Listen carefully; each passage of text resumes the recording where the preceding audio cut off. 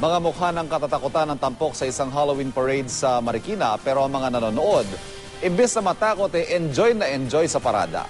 Mula sa Marikina, nakatutok live si Kata Tibayan. Kata? Yes, Ivan, isang gabi ng katatakutan ay binida rito sa taunang Halloween celebration dito sa Marikina City.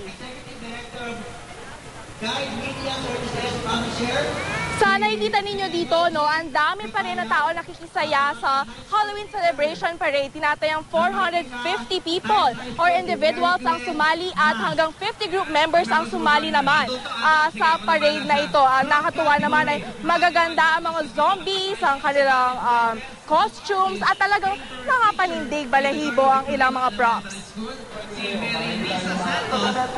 Zombies, manananggal, mga pugot na ulo. Ilan lang yan sa mga malikhaing costumes na pinakaabangan sa Halloween costume parade dito sa Marikina. Hindi alintana ang kati at init sa katawan dulot ng body paint.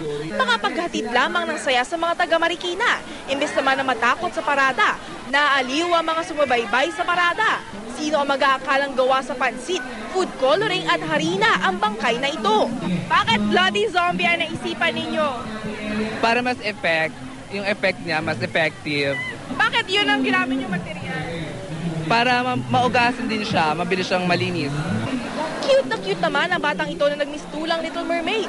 Angat din ng cosplayers, so ang kanilang favorite anime characters. First time naman sumali sa Halloween parade ng Pamilya Santiago. Ang kanilang pambatong costume para manalo raw sa parada. Ang 8 feet tall na kapre at ang huli nitong alipin. Papel lang siya, tapos nilagyan ko ng packaging tape. Yan. Tapos kuwari latigo siya.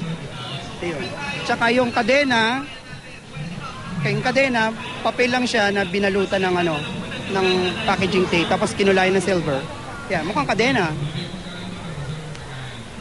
Ivan, ongoing pa rin ang ceremony ng awarding. Ang mananalo ay tatanggap ng 10,000 to 20,000 na papremyo. At yan muna latest, balik sa'yo, Ivan.